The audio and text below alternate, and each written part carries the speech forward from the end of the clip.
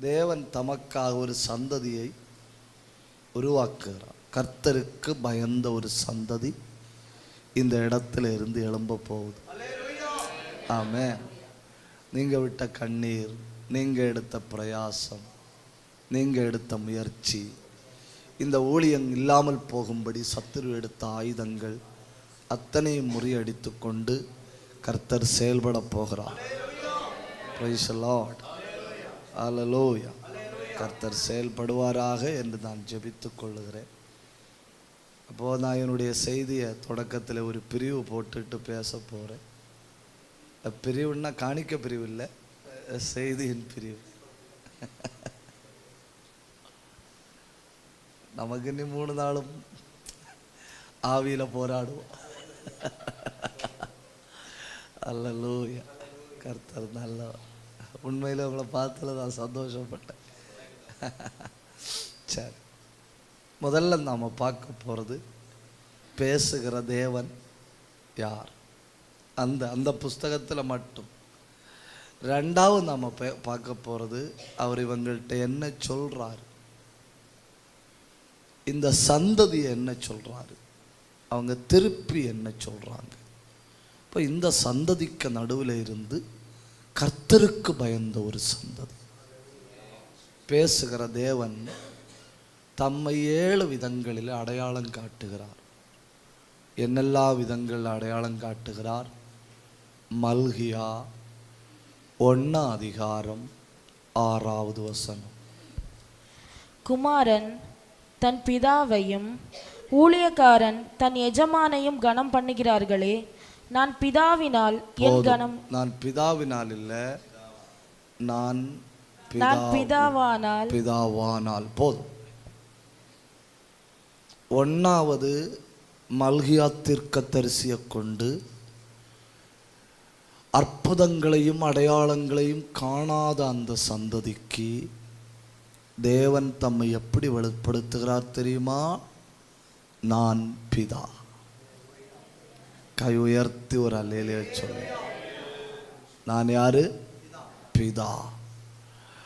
இந்த பிதா என்பதனுடைய ஆழம், இது எவ்வளவு ஆழமான வார்த்தை அப்படின்னு நீங்கள் அறியணும்னா நீங்கள் பைபிளில் 2 பகுதிகளை வாசிக்கணும். அது எங்கன்னா ஏசாயா 1 வாசிக்கணும், அப்புறம் உபாகமம் 1 வாசிக்கணும். ஏசாயா 1 2 வானங்களே கேளுங்கள், பூமியே செவிகொடு, கர்த்தர் பேசுகிறார். நான் பிள்ளைகளை வளர்த்து ஆதரித்தேன், அவர்களோ எனக்கு விரோதமாய் கலகம் பண்ணினார்கள். இது ஒரு இந்த சங்கடத்தில் இருந்து வருகிற சத்தம்.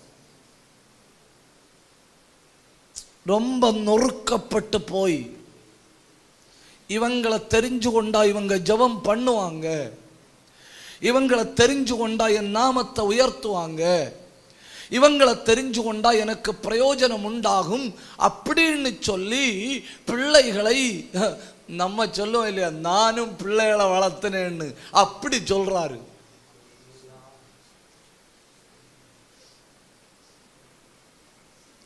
டாஸ்க் நிறைவேறல்ல.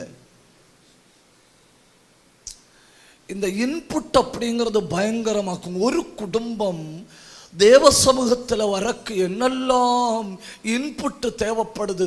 உபவாசம், ஜபம், கண்ணீர், ராத்திரி முழுக்க அந்த வீட்டில் போய் உட்கார்ந்து ஆலோசனை கொடுக்கிறது, மறுநாள் காலையில் போன் வந்த உடனே மறுபடியும் அந்த வீட்டுக்கு போறது, ஒரு குடும்பத்தை கர்த்தருடைய சந்நிதியில் கொண்டு வரும்படி.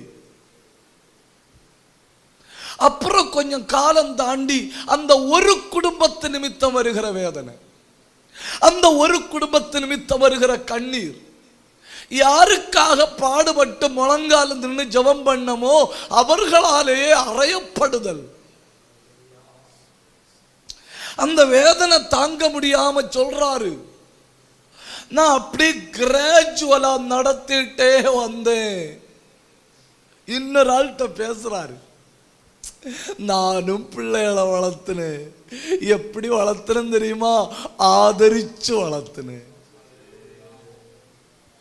உபாகமம் 1 பாருங்க, அந்த வார்த்தை கொஞ்சம் கூட ஆழமாய் சொல்லப்பட்டிருக்கிறது. உபாகமம் 1:31. ஒரு மனிதன் தன் பிள்ளையை சுமந்து கொண்டு போவது போல நீங்கள் இவ்விடத்திற்கு வருகிற வரைக்கும் நடந்து வந்த வழிகள் எல்லாவற்றிலும் உங்கள் தேவனாகிய கர்த்தர் உங்களை சுமந்து கொண்டு வந்ததை கண்டீர்களே. நீங்கள் நடந்து வந்ததல்ல. நீங்க பின் திரும்பி பார்த்தா 3 லட்சம் காலடிகளை காண முடியாது. ஒரே ஒரு காலடி தான் காண முடியுது. அது கர்த்தரின் காலடி. அவர் உங்களை தம்முடைய தோளில சுமந்து கொண்டு வந்தார். கை உயர்த்தி ஒரு அல்லேலூயா சொல்லுங்க. அப்போ அவர் தகப்பனா நின்று கொண்டு பேசுறாரு, நான் பிதாவானால். அடுத்த வார்த்தையை பாருங்க, மல்கியா 1:6 அடுத்த வார்த்தையை பாருங்க, நான் எஜமானானால்.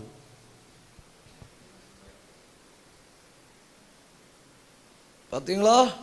முதல்ல சொல்றாரு நான் தகப்பன், அப்புறம் சொல்றாரு நான் மாஸ்டர், எஜமான். ஏன் முன்ன வரும்போ மகா தெய்வத்தினுடைய சந்நிதி அப்படிங்கிற ஒரு உணர்வு.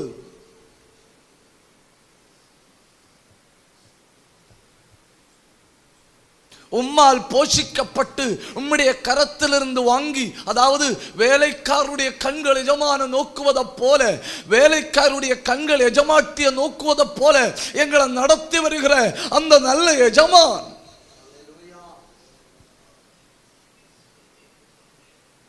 தம்மை பற்றி ஆண்டவர் சொல்றாரு நான் பிதா, அப்புறம் சொல்றாரு நான் எஜமான். அவர் ஒன்றுக்கும் அடிமை அல்ல, அவர் எல்லாவற்றையும் தம்முடைய பாதங்களுக்கு கீழ்ப்படுத்துகிறவர். கை உயர்த்தி ஒரு அல்லேலூயா சொல்லுங்க. 3 பிதா, எஜமான். பேனையும் பேப்பரும் கொண்டு வந்தவங்க ஒரு அல்லேலூயா சொல்லுங்க.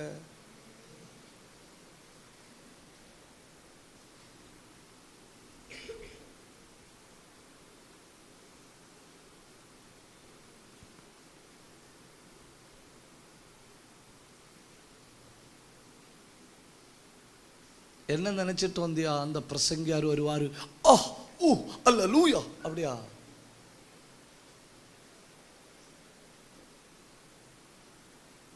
இன்னைக்கு முதல் நாளானதுனால நான் ஒன்றும் சொல்லலை. நாளைக்கு எழுதி காட்டின பிறகுதான் பிரசங்கமே தொடங்குவேன்.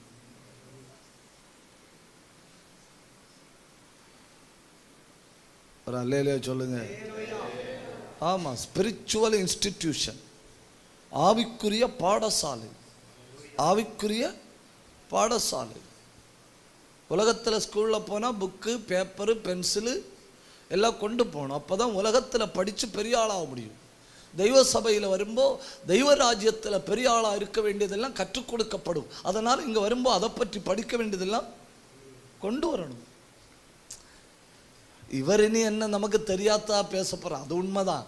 உங்களுக்கு தெரியாத ஒன்று நம்ம பேச முடியாது. ஏன்னா எனக்கு ஆவியானவர் தந்த ஏவுதலின்படி நான் பிறக்கக்கு முன்னே இந்த சபை இருக்கு. ஆவியானவர் போய் சொல்ல மாட்டார்.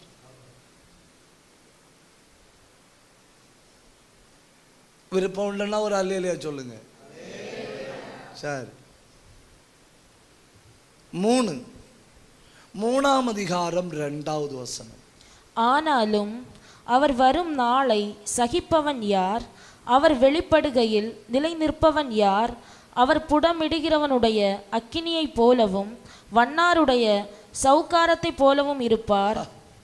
எவ்வளவு நல்ல வார்த்தைகள்னு பாருங்க. 1 பிதா, 2 எஜமான், 3 வண்ணான்.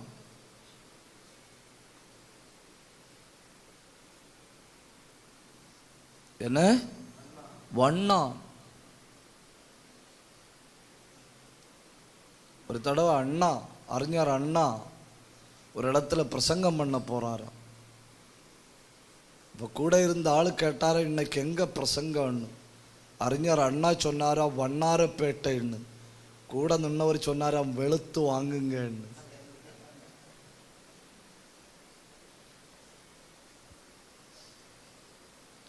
ஐயோ என்ன கஷ்டம் இல்ல.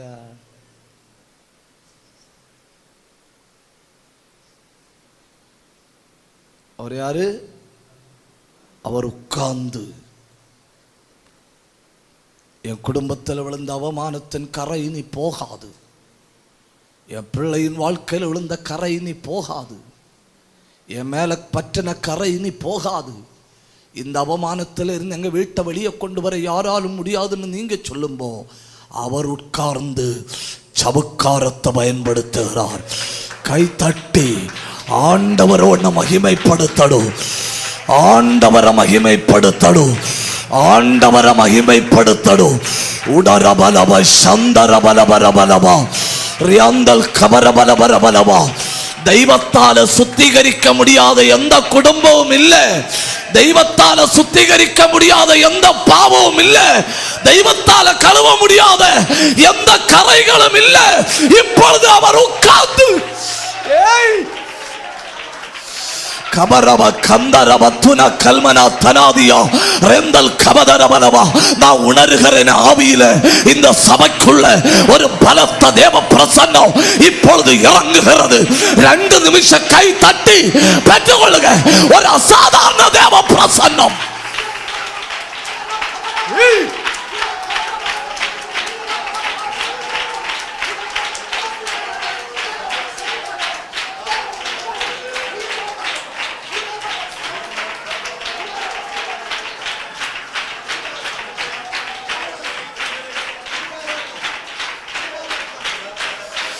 ரகம் கவனம். 1 நிமிஷம் அந்நிய பாஷை பேசுங்க. ரெந்தல் கமந்தரா. உன் குடும்பத்தின் மேல விழுந்த அந்த கரை, உன் பிள்ளையினுடைய தனிப்பட்ட வாழ்க்கையில விழுந்த அந்த கரை இப்பொழுது அழிகிறது, இப்பொழுது அழிகிறது. ஏன்னா அவர் உட்கார்ந்து சவுக்காரத்தை போல உன்னை சுத்தமாக்குகிறார்.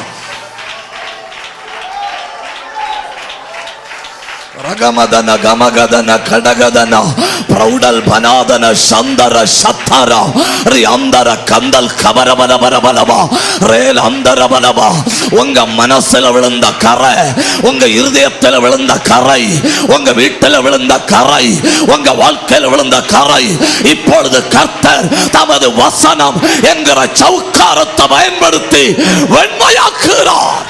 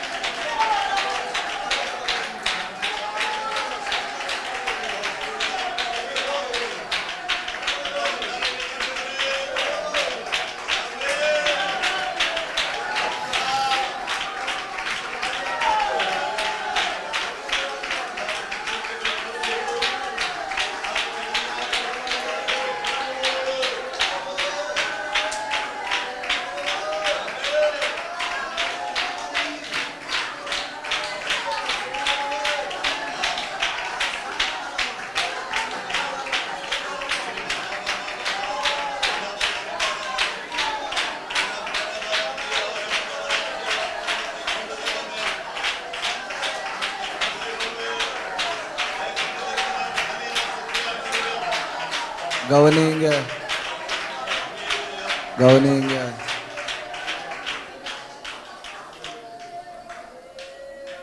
ஏசாயா 1:18 வசனம்.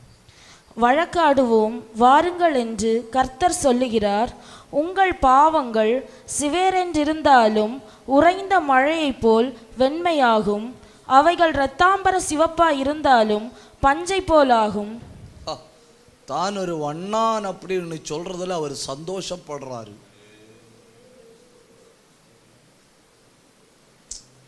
மனுஷன் ரொம்ப கேவலமா நினைக்கிறத கர்த்தர் ரொம்ப பெருமையா நினைக்கிறார். எந்த அளவுக்கு இறங்கி வராருன்னு பாருங்க. அவர் சொல்றாரு, நான் தான் வண்ணான், நான் தான் வண்ணான். எவ்வளவு பெரிய பிரச்சனை இருந்தாலும் கொண்டு வா, நீ கண்ணை மூடி கண்ணை திறக்கிறதுக்குள்ள நான் அதை சுத்தமாக்கி தாரேன், நான் அதை சுத்தமாக்கி தாரேன். இனி அந்த 16வது வசனத்தை பாருங்க.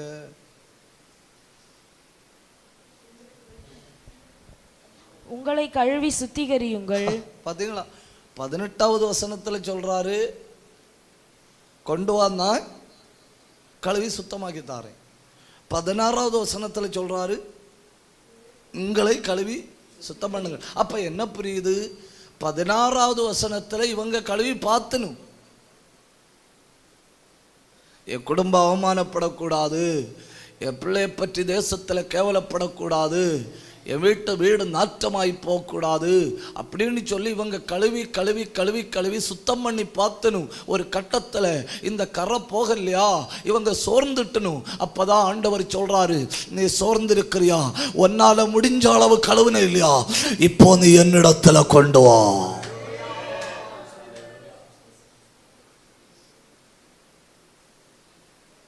உன் வாழ்க்கை அவமானப்படுவதில்லைன்னு ஆண்டவர் தீர்க்க தரிசனமா சொல்றாருன்னு.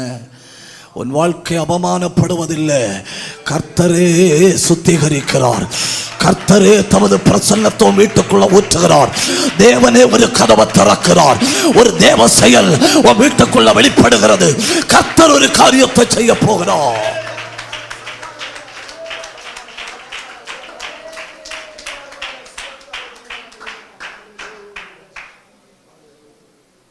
அவர் வந்து உட்கார்ந்துட்டாரு, சவுக்காரத்தை கையில எடுத்துட்டாரு. என் வாழ்க்கையின் வஸ்திரம் சிவப்பா இருக்கு. அவர் சொல்றாரு, பஞ்ச போல வெண்மையாக்கி காட்டுறேன். ஒரு நிமிஷம் வலது கையை உயர்த்தி பிடிங்க. அத்தனை பேரும் வலது கையை உயர்த்தி பிடிக்கணும்னு. நான் பாவம் செய்தேன், உம்மை நோக செய்தேன், நான் பாவம் செய்தேன், உம்மை தேடாமல் வாழ்ந்து வந்தேன், உம்மை தேடாமல் கூப்பிடு வந்து என்னை மன்னியும் தெய்வமே. இந்த ஒரு விசை மன்னியுமே. கூப்பிடுங்க, என்னை மன்னியும் தெய்வமே.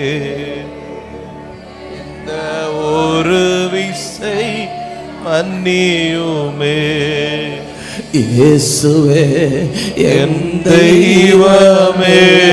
அத்தனை பேரும் ஜபிக்கணும், என்மே அத்தனை பேரும் வாயிரக்கணும். இயேசுவே என் தெய்வமே, என்மே மனமிரங்கும். உம்மை மறுதலித்தே பின் வாங்கி போனேன், உம்மை மறுதலித்தே பின் வாங்கி போ. உங்க வல்லமை இழந்தேனையா, உங்க வல்லமை இழந்தேனையா, என்னை மன்னியும் தெய்வமே. இந்த ஒரு விசை மன்னியுமே, என்னை மன்னியும் தெய்வமே. இந்த ஒரு விசை மன்னியுமே. இயேசுவே என் தெய்வமே, என்மேல் மனமிரங்கும். இயேசுவே என் தெய்வமே.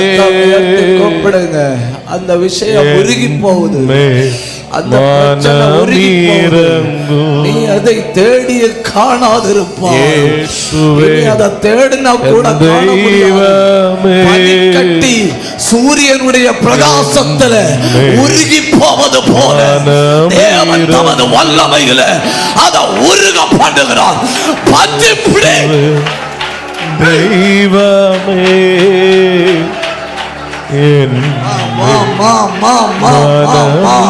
அந்த பெருமையின் ஆவி உருகி போவது, அந்த இச்சையின் ஆவி உருகி போவது, அந்த பயத்தின் ஆவி உருகி போவது, அந்த பொறாமை உருகி போவது, அந்த தேவ சித்தமில்லாத எண்ணங்கள் உருகி போவது. அவர் உட்கார்ந்து உன்னை கழுவுகிறார்.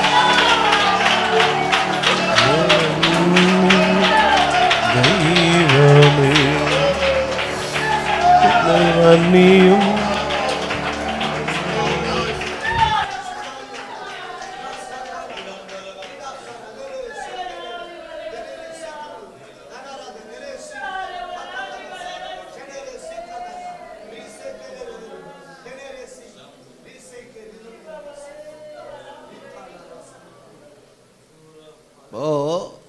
தாம் யாருன்னு சொல்றாரு பாத்தீங்களா? 1 பிதா, 2 எஜமான், 3 வட்னான், 4வது அவர் யாருன்னு சொல்றாரு பாருங்க. அந்த 3வது வசனம், 3ஆம் அதிகாரம், மல்கியா 3ஆம் அதிகாரம் 3வது வசனம். அவர் உட்கார்ந்து வெள்ளியை புடமிட்டு சுத்திகரித்து கொண்டிருப்பார். அவர் லேவியின் புத்திரரை சுத்திகரித்து அவர்கள் கர்த்தருடையவர்களாய் இருக்கும்படிக்கும் நீதியாய் காணிக்கையை செலுத்தும்படிக்கும் அவர்களை பொன்னை போலவும் வெள்ளியை போலவும் புடமிடுவார். அவரை பாருங்க, பிதாவானாரு, எஜமான் ஆனாரு, வண்ணான் ஆனாரு. இப்போ அவர் யார் தெரியுமா? கொல்லன். கொல்லன் கொல்லன் தேசத்தில் பிரயோஜனமற்று பாழடைஞ்சு திரும்ப பிடிச்சு இனி ஒரு காலத்திலையும் பயன்படுவது இல்லை அப்படின்னு நினைக்கிறவர்களை தேடி கண்டுபிடிச்சு அவங்க பக்கத்தில் வந்து உட்கார்ந்து அவருடைய புடமிடுதலின் நெருப்பில் அவங்கள தூக்கி போட்டு, உனக்கு ஒரு வாழ்க்கை இருக்கு, உனக்கு ஒரு எதிர்காலம் இருக்கு, உனக்கு ஒரு குடும்பம் இருக்கு, உனக்கு அதிசயம் நான் செய்வேன் அப்படின்னு சொல்லி வாழ்க்கையில் வலுக்கட்டாயமாய் வந்து ஒட்டின, ஜெபிக்க முடியாதபடி வந்து ஒட்டின களிம்பு, ஆவியில் நிரம்ப முடியாதபடி வந்து ஒட்டின களிம்பு, ஆவிக்குரிய வாழ்க்கையில் எழும்ப முடியாதபடி வந்து ஒட்டின களிம்பு, அதை நெருப்பில் போட்டு புடமிடுதல் என்கிற தம்முடைய பாதையின் வழியாக என்ன கொண்டு போய் இன்னும் பயனுள்ள, இன்னும் பிரயோஜனமுள்ள, அநேகருக்கு உபயோகமுள்ள, தம்முடைய நாமத்துக்கு உகந்த அவருடைய நாமத்தை எல்லா இடங்களிலும் உயர்த்துகிற சாட்சியான ஒரு பாத்திரமாய், ஒரு தங்கமாய் என்னை மாற்றுகிறவரை புடமிடுகிற ஒரு கொல்லனவர்.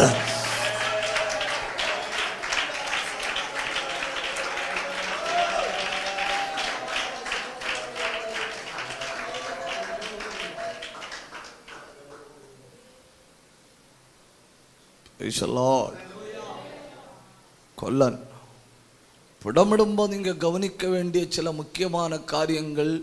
புடமிடுதலுக்குள்ள நுழைஞ்சிட்டாலே புரிஞ்சுக்கிடணும், வெயிட் குறையும். வெயிட் என்ன செய்யும்? குறையும். 50 கிலோ பொருளை கொண்டு புடமிடுதலுக்குள்ள போட்டு நெருப்பில் போட்டு எடுத்து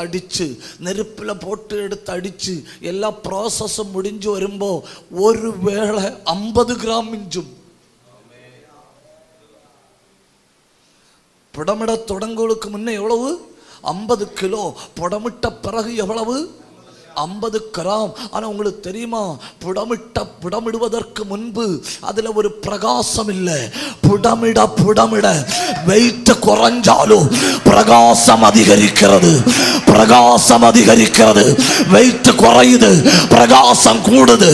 உன் குடும்பத்தினுடைய மகிமை இந்த நாட்களில் அதிகமாக இருக்க போகிறது.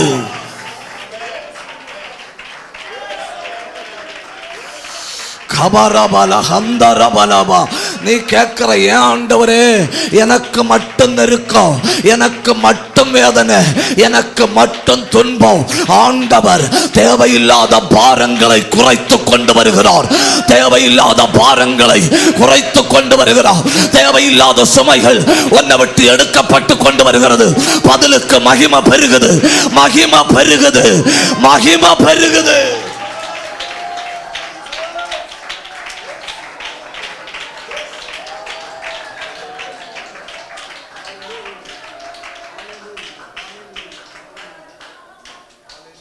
எவ்வளவு அதிகம் என்ன பிடமிடுகிறாரோ அவ்வளவு அதிகம் வெயிட் குறையும். ஆனால் எவ்வளவு அதிகம் பிடமிடுகிறாரோ அவ்வளவு அதிகம் பிரகாசம் கூடும். அது மட்டும் இல்லை தெரியுமா, எவ்வளவு அதிகம் பிடமிடுகிறாரோ அவ்வளவு அதிகம் மதிப்பு கூடும், மதிப்பு கூடும். உபத்திரவத்தின் வழியா கடந்து போகிற தேவ பிள்ளையின் மதிப்பு உயர்ந்து கொண்டிருக்கும். அக்னி பரீட்சைக்கு நிற்கிற தேவ பிள்ளையின் மதிப்பு உயர்ந்து கொண்டிருக்கும். அவர் என்ன சோதித்தாலும் நான் அவருடைய கையில என்ன ஒப்பு கொடுப்பேன் என்று சொல்லுகிற தேவ பிள்ளையின் மதிப்பு உயர்ந்து கொண்டிருக்கும்.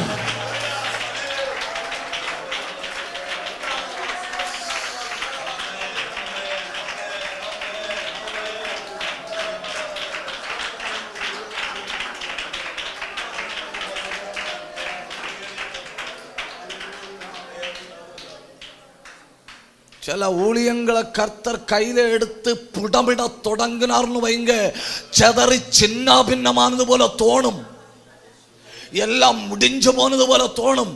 பிதாக்கள் விட்ட கண்ணீர் வெறுமையாய் போயிட்டோன்னு தோணும். அப்புறம்தான் அதனுடைய பிரகாசம் வெளியே வர தொடங்கும். அப்புறம்தான் அதனுடைய மதிப்பு வெளியே வர தொடங்கும். அப்புறம்தான் அது ஒரு விளக்காய் எழும்ப தொடங்கும். ஓ குடும்பத்துக்கு அப்படி, ஓ வாழ்க்கைக்கு அப்படி, ஓ பிள்ளைகளுக்கு அப்படி கர்த்தர் கொல்லனாய் வருகிறார்.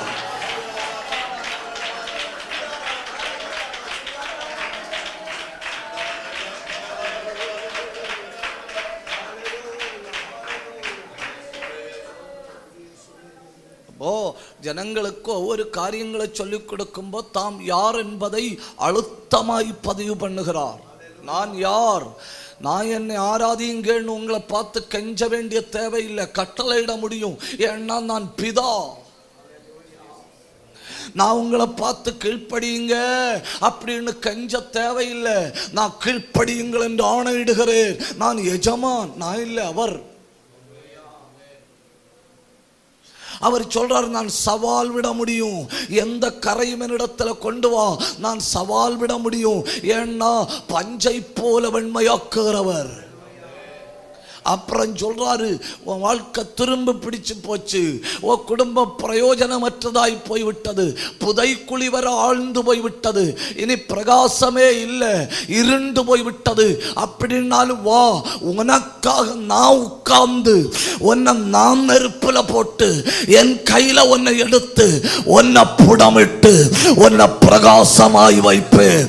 எந்த தேசத்துல மதிப்பை இழந்தாயோ, எந்த தேசத்துல கேவலப்பட்டாயோ, அதே தேசத்துல மதிப்புள்ள ஒரு தேவ பிள்ளையாய் உடம் கமம் கதம் கந்தரா அல்ம கந்த கத்தராதியா ரேலாந்தரபலமா. தண்ணி அடிச்சு தேவையில்லாத வாழ்க்கை நடந்து தேசம் முழுவதும் பரிகாசம் பண்ணப்பட்டு மற்றவங்க காரி துப்பி இனி ஏதாவது ஒரு ஓடையில தான் என் வாழ்க்கை முடியும்னு நினைச்ச ஒன்ன கழுவி எடுத்து இந்த அளவு கொண்டு வர தெய்வத்தால முடியுமானா? தீர்க்க தரிசனமா சொல்றேன், பிரகாசமாய் வைக்க போகிறான். 2 நிமிஷம் கை தட்டணும், வாயை திறக்கணும், கண்ணை மூடணும். ஏதோ ஒரு குடும்பத்தில் தெய்வத்தினுடைய வல்லமை பாய்கிறது. ஏதோ ஒரு வாழ்க்கையோடு ஆவியானவர் தீர்க்க தரிசனமா இடைப்படுகிறார்.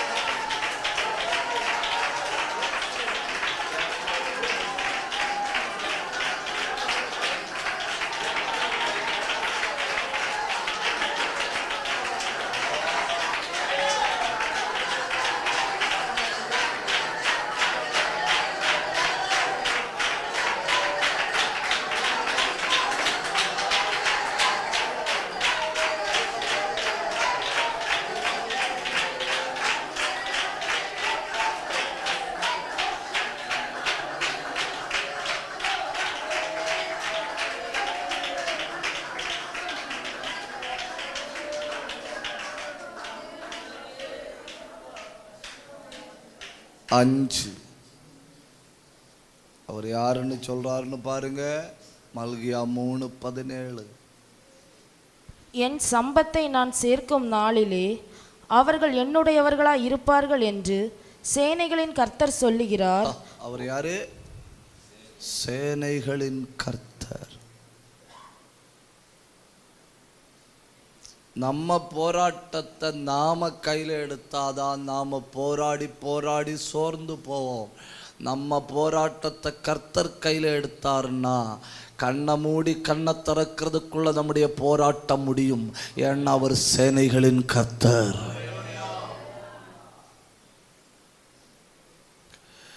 ஒரு ராத்திரி ஒரு தூதனை அனுப்பி ஒரு போர்க்களத்தில் வந்து நின்ன மொத்த இராணுவத்தையும் கொலை பண்ணி அந்த ராஜா எவ்விடத்திலிருந்து வந்தானோ அதே இடத்துல அவனை துக்கத்தோட திரும்ப போக பண்ண அதிகாரமுள்ள சேனைகளின் கர்த்தர்.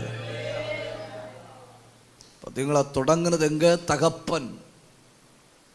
இப்ப எங்க வந்து நிற்கிறாரு? தகப்பன் ஸ்தானத்தில் இருந்து காட் ஆஃப் தி ஆர்மி, சேனைகளின் கர்த்தர்னு சொன்ன உடனே புரிஞ்சுக்கிடணும். அவர் சொல்லாகும், அவர் கட்டளையிட நிற்கும். அவர் பிரச்சனையை பார்த்து நில்லுன்னு சொன்னா நில்லு நிற்கும். அவர் பலவீனத்தின் ஆவியை பார்த்து போனா போவோம். அவர் அந்தகார கட்டப்படுவதாக என்ன கட்டப்படும். ஏன்னா இந்த கூடாரத்தில் இந்த மாலை நேரத்தில் இறங்கி வந்திருக்கிறவர் சேனைகளின் கர்த்தர். ராகதன ரிகதன கமகதன கடகத்தனாதன பிரௌடபத்தனா உடந்தர கந்தல் கபரபலபரபலவா. ஒரு சேனை உனக்கு விரோதமா நின்னாலும் நீ பயப்பட தேவையில்லை. நீ ஆராதிக்கிறவர் சேனைகளின் கர்த்தர். இன்று கண்ட எகிப்தியனை இனி ஒரு நாள் காண முடியாத அளவில் பண்ணுவதற்கு அதிகாரம் வல்லமையும் உள்ள ஒரு தெய்வத்தை நீ ஆராதிக்கிறாய். அவர் சேனைகளின் கர்த்தர். 2 நிமிஷம் கை தட்டுங்க. பார்வோனையும் அவன் சேனையும் சிவந்த சமுத்திரத்தில் கவிழ்த்து போட்டவர், பாசானின் ராஜாவாகிய ஓகை அழித்தவர், பலத்த கையினாலும் ஓங்கிய புயத்தினாலும் அதை செய்தவர், தம்முடைய ஜனத்தை வனாந்தரங்கள் நடத்தினவர். அவரை துதியுங்கள். அவர் சர்வ பூமிக்கும் ராஜா.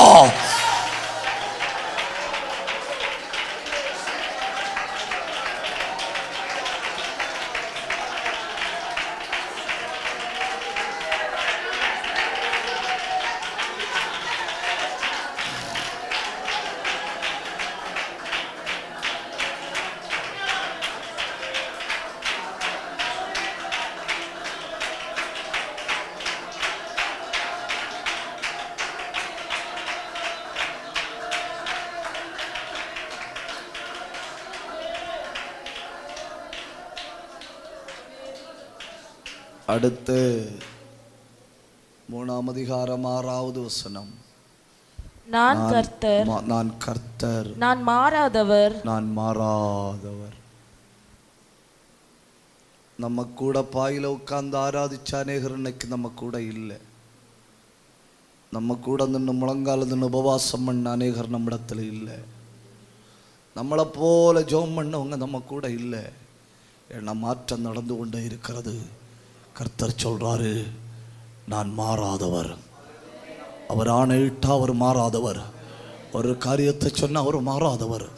இந்த சபையே, இங்க வந்திருக்கிற தேவ பிள்ளையே, உன் கண்ணுக்கு முன்ன கண்டு கொண்டிருக்கிற மனிதர்கள் மாறி போனாலும் நீ ஆராதிக்கிற, நீ முழங்கால நிற்கிற உன் கர்த்தர் சொல்றாரு, நான் மாறாதவர்.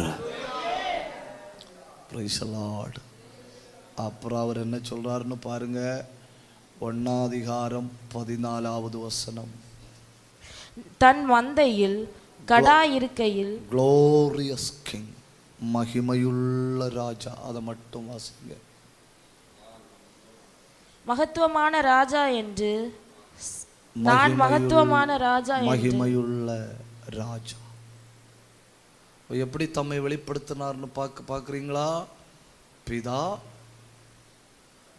எஜமான். ஐயோ மெதுவா பேசுங்க.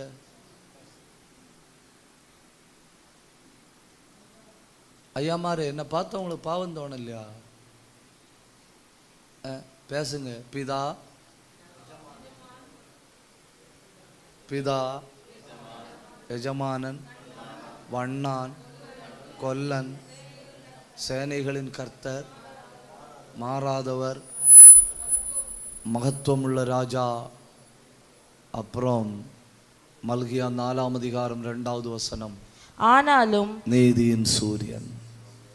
ஹல்லேலூயா. கொஞ்ச காலம்தான் பாடு, கொஞ்ச கால இருள், கொஞ்ச கால நெருக்கடி. நம்முடைய கண் அடையும் முன்னே நீதியின் சூரியன் உதிக்க போகுது. ஹல்லேலூயா.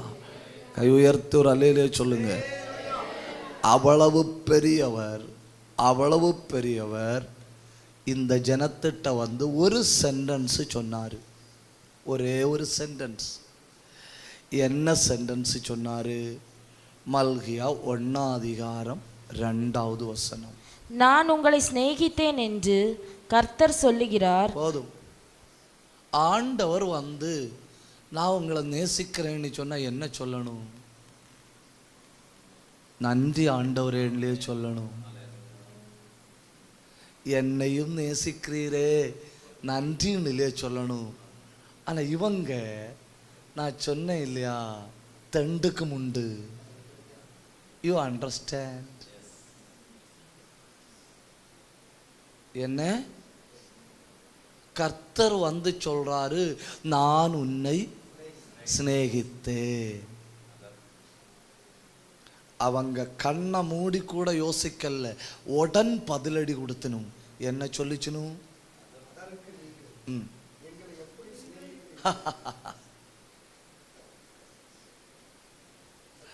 அவர் வந்து சொல்றாரு, இங்க பாருங்க, நான் உங்களை நேசித்தேன்.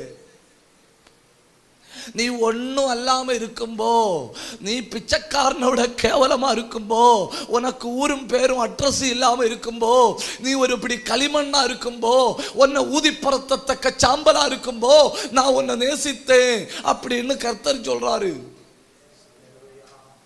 ஆமென் ஆண்டவரே, உமக்கு நன்றின்னு சொல்ல வேண்டிய ஆட்கள் ஆண்டவர்கிட்ட திருப்பி கேட்கணும், எப்படி எங்களை நேசித்தீர்?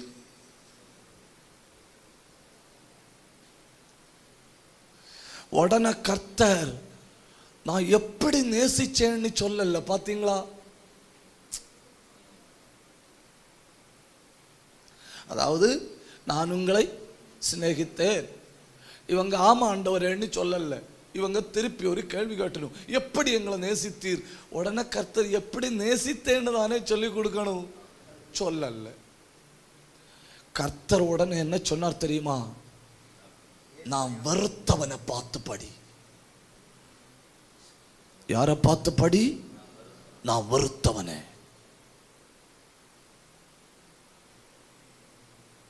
ஒன்னு யோசிச்சு பாருங்க.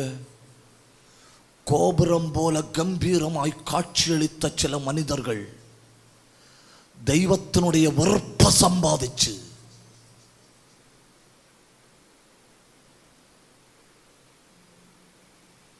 இருந்த இடம் கூட தெரியாமல் போனதை அடையாளம் காட்டிட்டு சொல்றாரு, நான் வெறுத்ததுக்கு அடையாளம் அது. அப்படின்னா நீ புரிஞ்சுக்கிடணும், நீ உயிரோட இருப்பது நான் உன் மேல வச்ச அன்பு. கர்த்தர் உங்களை நேசித்தார் அப்படின்னு நான் சொல்லி விடல. என்ன, இந்த கூடாரத்தில் உங்களுக்கு இதுவரை எங்கும் கிடைக்காத அன்பு இப்பொழுதும் தேவனிடத்திலிருந்து கிடைக்கிறது. கர்த்தர் உங்களை நேசிக்கிறார். நீ யாரா இருக்கலாம், நீ செய்யாத துரோகம் இந்த உலகத்தில் இல்லாமல் இருக்கலாம், நீ பேசாத கெட்ட வார்த்தை இல்லாமல் இருக்கலாம், நீ குடிக்காத மதுபானம் இல்லாமல் இருக்கலாம், நீ குடிச்சு குடிச்சு குடிச்சு உன் கரளை தொலைஞ்சு போயிருக்கலாம், உனக்கு நீ வாழ்க்கை இல்லைன்னு சொல்லி அநேகருடைய சாபம் உன் தலைக்கு மேல விழுந்திருக்கலாம், நீ ரோட்டை நடந்து போகும்போ பால் ஜென்மம் நடந்து போகுதுன்னு கையை சூண்டி சொல்லி இருக்கலாம், நீயே உன்னை வெறுத்திருக்கலாம். ஆனா ஆண்டவர் சொல்றாரு, எல்லாரும் உன்னை வெறுத்தாலும், நீயே உன்னை வெறுத்தாலும் நான் உன்னை சிநேகித்தேன். கை தட்டி ஆண்டவரை மகிமைப்படுத்துங்க. கை தட்டி கை தட்டி கை தட்டி, நான் உன்னை சிநேகித்தேன், நான் உன்னை சிநேகித்தேன், நான் உன்னை சிநேகித்தேன். தெய்வத்தினுடைய அன்பு பயங்கரம். தெய்வத்தினுடைய அன்பு கெட்டகுமார்னு கிடைக்குது. தெய்வத்தினுடைய அன்பு உலகத்தில் எல்லா மனுஷர்களுக்கு கிடைக்குது. இந்த கூடாரத்தில் வந்திருக்கிற தேவ பிள்ளையே, நீ எவ்வளவு தூரத்தில் ஓடி போனாலும் தெய்வத்தினுடைய அன்பு உன்னை நேசிக்கிறது. எல்லாரும் உன்னை வெறுத்தாலும் தெய்வத்தினுடைய அன்பு உன்னை பிடிக்கிறது. அவர் சொல்றாரு, நான் உன்னை சிநேகித்தேன்.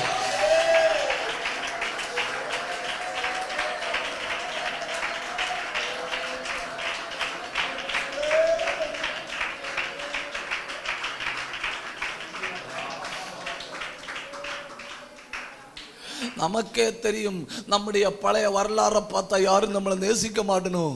நமக்கே தெரியும், நம்முடைய திறமையை பார்த்தா யாரும் நம்மளை நேசிக்க மாட்டணும். நமக்கே தெரியும், நம்முடைய கலரை பார்த்தா யாரும் நம்மளை நேசிக்க மாட்டணும். நமக்கே தெரியும், நம்முடைய நிலைமையும் வருமானத்தையும் பார்த்தா யாரும் நம்மளை நேசிக்க மாட்டணும். அப்படின்னா இது ஒன்றும் அவர் பார்க்கல. நம்முடைய பழைய வாழ்க்கையை பார்க்கல, நம்முடைய நிறத்தை பார்க்கல, குலத்தை பார்க்கல, வருமானத்தை பார்க்கல. அவர் கண்ணை மூடிட்டு சொல்றாரு, நான் உன்னை நேசிச்சேன், அவ்வளவுதான் எனக்கு தெரியும். நான் உன்னை நேசிச்சேன். இன்னைக்கு மாலையில் நீ வந்திருக்கிறது தெய்வத்தினுடைய அன்பின் சிறகுக்க உள்ள, தெய்வத்தினுடைய அன்பின் சிறகுக்க உள்ள அவருடைய சந்நிதியில அடைக்கலமாய் வந்தவர்களுக்கு மிகுந்த பலன் உண்டு. அவரை தேடி வந்தவர்களுக்கு மிகுந்த பலன் உண்டு.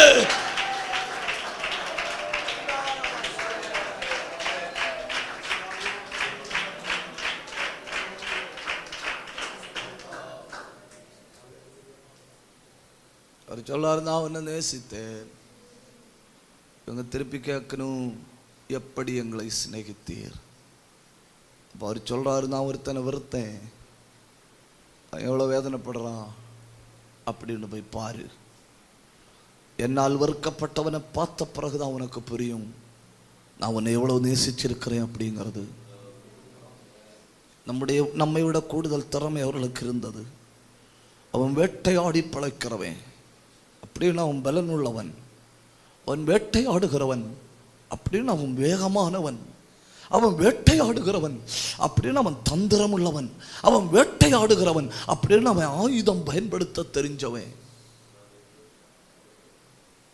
அவன் காட்டுக்குள்ள தனியா நடந்து போறான்னா அவன் பயம்னா என்னன்னு தெரியாதவன். அவனுக்கு எல்லாம் இருக்கு, தைரியம் இருக்கு, ஆயுதம் பயன்படுத்த தெரியுது, பலம் இருக்கு, திறமை இருக்கு, வேகம் இருக்கு. தெய்வத்தினுடைய வெறுப்பை சம்பாதித்து விட்டான்.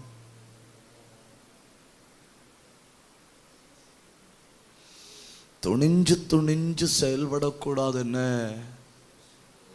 தேவ அன்புக்கு ஒரு பார்டர் உண்டு. அந்த எல்லைக்குள்ள நிக்கிறது வரை நீங்க தேவ அன்பை அனுபவிக்கலாம். அதுக்குள்ள நின்னுக்கிடணும், அதுக்குள்ள நின்னுக்கிடணும். இல்லை நான் யாருன்னு காட்டி தருவேன்னு சொன்னா அந்த பார்டருக்கு வெளியே போயிட்டோன்னா அதுக்கு வெளியே தெய்வத்தினுடைய அன்பு இல்லை, வெறுப்பு மட்டும்தான் உண்டு. ஒரு அளவு தூரம் வர பின்வாங்கினா திரும்ப வர முடியும். ஏன்னா அந்த எல்லைக்குள்ள இருக்கிறோம். அந்த எல்லையை தாண்டிட்டோம்னா எவ்வளவு தீர்க்க தரிசனம் கேட்டாலும், கண்ணுக்கு முன்ன அற்புதம் நடந்தாலும், எவ்வளவு ஜெபம் பண்ணாலும் திரும்ப வர முடியாது. ஏன்னா அதுக்கு அந்த பக்கத்துல இருக்கிறது வெறுப்பு. நான் உன்னை நேசித்தேன் என்று கர்த்தர் சொல்லுகிறார். அதற்கு நீங்கள் என்ன பண்ணணும்? நன்றி அப்பா, ஒரு பிரயோஜனம் இல்லாத என்னை நேசித்தீர், ஒரு தகுதி இல்லாத என்னை நேசித்தீர். நம்ம வீட்டுக்குள்ள என்ன நடக்குன்னு நீங்க ஒன்று நினைச்சு பாருங்க. நம்ம வீட்டுக்குள்ள நடக்கிற பிரச்சனை நமக்கு தெரியுமே, நம்முடைய வீட்டுக்குள்ள உள்ள சூழ்நிலை நமக்கு தெரியுமே. அப்படிப்பட்ட வீட்டுக்குள்ள நம்ம இருந்த பிறவும் உன்னை எதிர்பார்க்காம நான் உன்னை நேசித்தேன்.